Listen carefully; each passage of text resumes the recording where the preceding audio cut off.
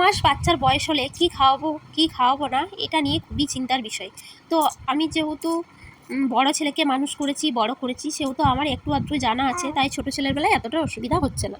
তো আপনারা যারা বাচ্চাকে 6 মাসের পরে খাওয়াতে চান সুন্দর সুন্দর পুষ্টিকর খাবার, তো আপনারা বা ডাক্তারবাবুর সাথেও ভিজিট করে কথা বলে নিতে পারেন। আর ঘরোয়া পদ্ধতিতে যদি খাওয়াতে চান, তো ঘরোয়া পদ্ধতিতে আমি যেভাবে আমার বাচ্চাকে খাওয়াই, সব কিছুর পিউরি করে খাওয়াই। যেমন কুমড়োর পিউরি, আপেল সেদ্ধ করে পিউরি করে খাওয়াই, বিট পিউরি করে খাওয়াই, মিষ্টি আলু পিউরি করে খাওয়াই। এইসব পিউরি করে খাওয়ালে বাচ্চাদের খুব উপকারী লাগে।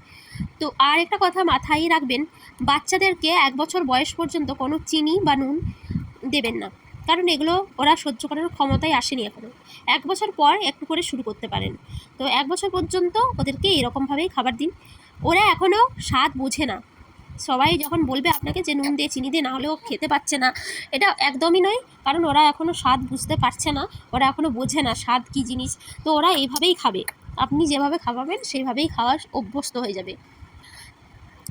আর মিক্সার গ্রাইন্ডারে একদমই ভাত বা এইসব খাবার মিক্স করবেন না, হাত দিয়ে যতটা পারবেন করবেন, কারণ মিক্সার গ্রাইন্ডারে খাওয়া একদমই ভালো না বাচ্চাদের পক্ষে।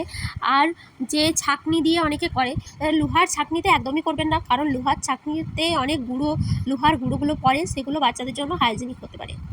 আর এই কাঁসা চামচ বাটিটা ওর মামা দিয়েছে ওকে, তাই এটা করেই আমি খাওয়াচ্ছি। আর বাটিটা ওর মামার নিজের হাতে তৈরি, তাই ওকে খাওয়াচ্ছি এই কাঁসার বাটিটা করেই। তো বাচ্চাদেরকে যে কোনো জিনিস 3 দিন করে খাওয়াবেন। যেমন কুমড়োর পিউরিটা আমি বানিয়েছি, ওকে এটা কিন্তু আমি 3 দিন পর পর খাওয়াবো। 3 দিন পর পর খাওয়ালে কি হবে, বোঝা যাবে যে এটা তোর ক্ষতি হচ্ছে কি, অ্যালার্জি হচ্ছে বা সহ্য করতে পারছে কি না, সেটা আমি বুঝতে পারবো সহজেই। তো 3 দিন করে সব খাবারই, যেটাই আপনি প্রথম শুরু করবেন সেটা কিন্তু 3 দিন খাওয়াবেন। তো আমি এটা প্রথম শুরু করেছি, আমি কিন্তু এটা 3 দিন খাওয়াবো। ও কিন্তু এই আগের 3 দিন সেদ্ধ ভাত, সেদ্ধ আলু আর বেস্ট মিল্ক দিয়েই মাখা পিউরির মতন করে ওইটাই কিন্তু ও খেয়েছিল 3 দিন। তো ওর কোনো অসুবিধা হয়নি ওইটা খেয়ে।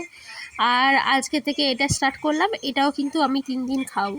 তো এইভাবেই বাচ্চাদেরকে খাওয়ালে ভালো ফল পাওয়া যায়। আর বাচ্চারা এটা স্যুট করতে পারছে কি না সেটাও কিন্তু বুঝতে পারা যায়।